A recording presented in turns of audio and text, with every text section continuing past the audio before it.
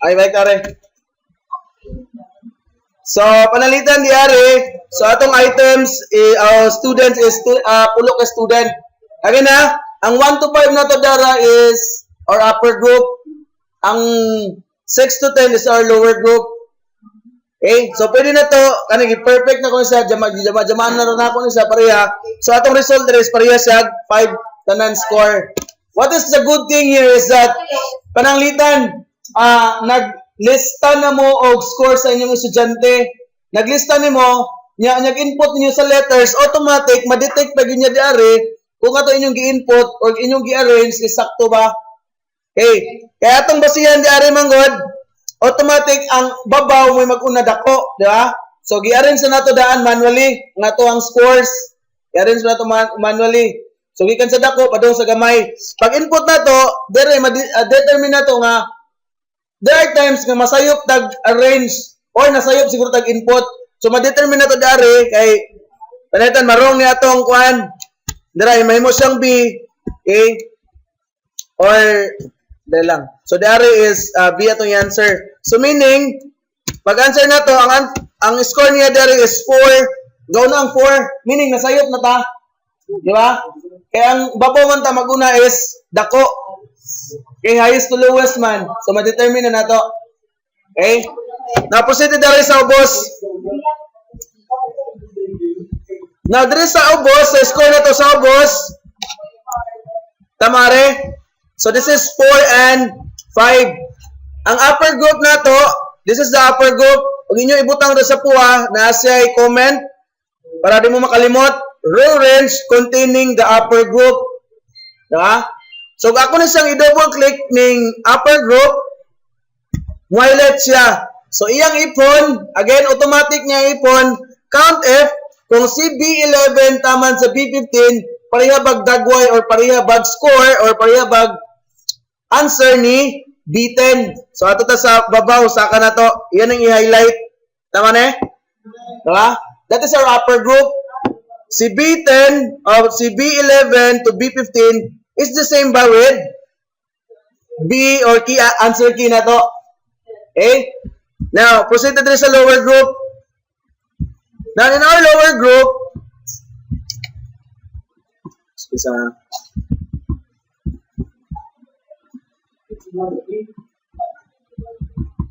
okay, sa atong lower group, tanaw na to dari.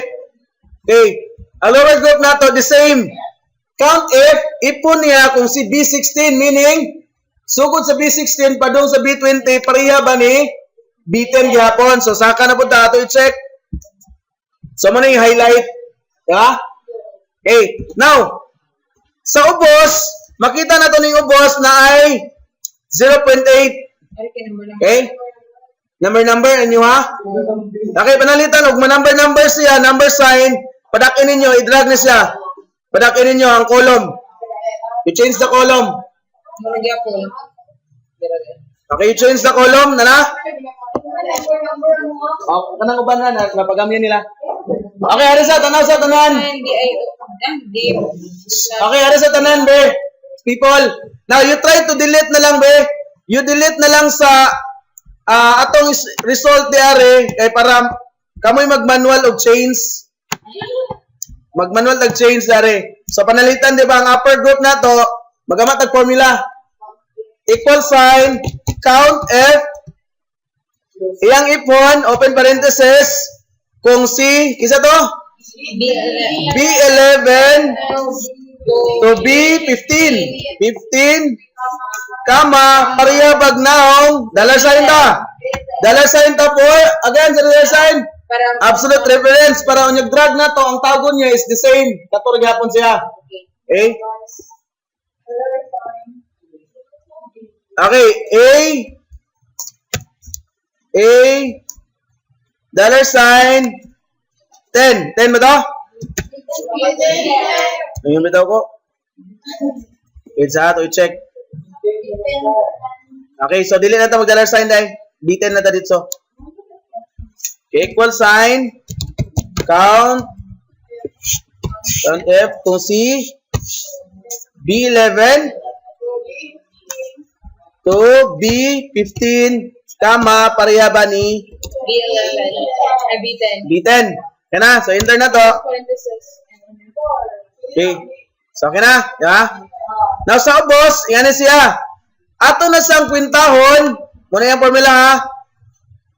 N44 meaning, kani siyang gablo. This is N44. So, ato ang ibutang dari. Si B44. B44, i-divide na to ni $sign B, $6. Tama? Okay, nganong 6 man, ato sa ibutang. Okay, ato nang tubagon. Nganong 6 man siya. Okay, equal sign B44 divided by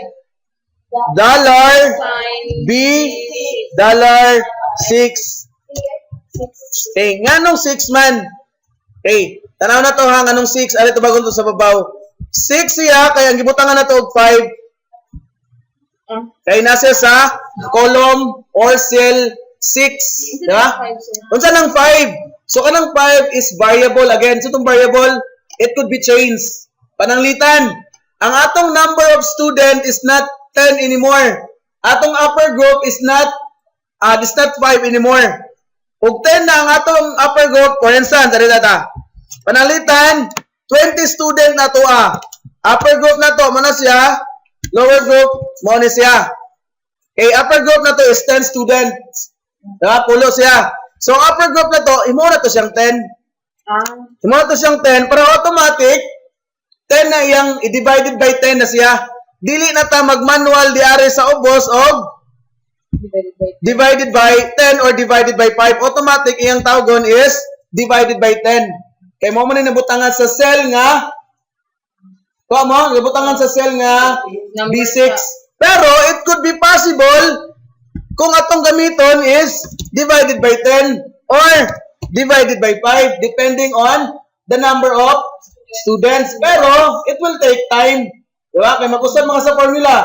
Unlike og atong gigamit nga cell number lang. Kaya automatic niya ipon ug sa tong gibutang nato dari sa 5 or sa cell 6 or cell B6. Diba ba? Okay, panalitan atong usbon sa arare. Okay, usbon na to ang range sa kung sa range na to ganina. Kaya ang range na to is B15. So instead of B15, himuon na to siyang 10 students naman. Kanila tong usbon. Nga tong B20, which is the upper group. Diba? B11 to B20. Waton siyang i-double click. Tanaw na to sa babaw. Tanawang na-highlight. Diba? Ang pulo kabuok ang na-highlight. Diba? Mo naman itong upper group. Kaya 20 students naman ta. Kuha? Kuha. Una. Ha? Gamay ra? Okay, Osbon. O, pwede lang sa Osbon. Okay. Dili magdepende sa number of items, magdepende sa number of students. Okay. Dili 20 butang sa babaw. 10 ra kay upper group naman Okay, so muna to siyang 10. Okay, 10. So 10 na siya, upper group. Arita sa ubos. Di ba ang atong upper group is muna siya, di ba? B44 divided by B6 which is 10 students. Sa ubos na po, diari, magama na po formula. Row range containing the lower group. So, tanaw na to, kinsay ka contain sa lower group. B22, di ba? B22, tama ni? 31. B31. So, muna ito, ibutang. Kuha mo? Okay.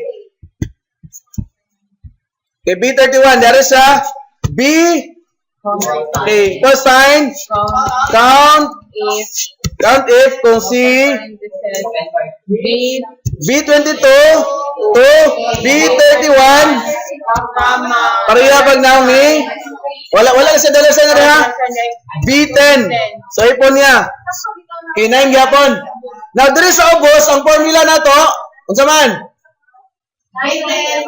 B46 B46 divided by okay, si B46 equal sign B46 i-divide natin B6. $sign B, $6. Kuha. Okay. Dollar sign B, Six. Ay, dollar sign Six. 6. Enter. So muna to result. Ah? Okay, nganong B6 siya? Mo man atong gibutangan. Okay, panalitan. Kani siya, muna siya B6. Ha? Okay, bali na kung siya diara sa B5. So, tanaw na to result. Okay, muna siya. Name mo siyang B5. Tama? Tama? Okay, so man tayo position na. Okay, na natin formula diara. Highlight. Again ha, ang pag-drag, kung saan ito pag-drag o formula, ibutang diari sa kilid kani. Muna siya cross.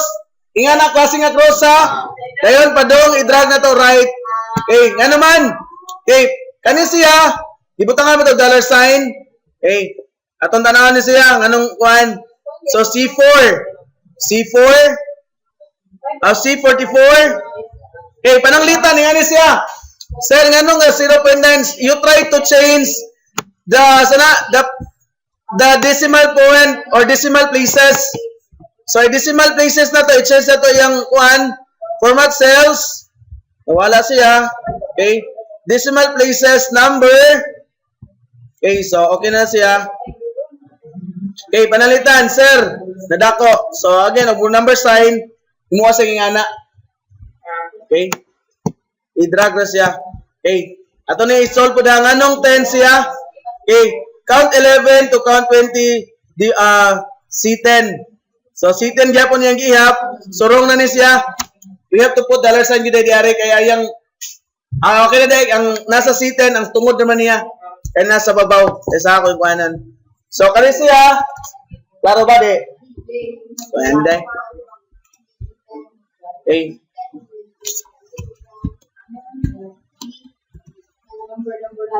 Okay. So kaniya ug mo number sign na siya, you just enlarge the column. Okay? So, ito double click. Ato ni siyang sulbaron. Count F, C11 to C20. Okay, comma, C10. Atong tanawon, ugasa yung position, ano yung sakto ba itong positioning? Okay, simo na yung positioning. Pag tanaw na to yung scored array, perfect siya, di ba? Perfect. So, atong tanawon din sa ubos, perfect bagit siya.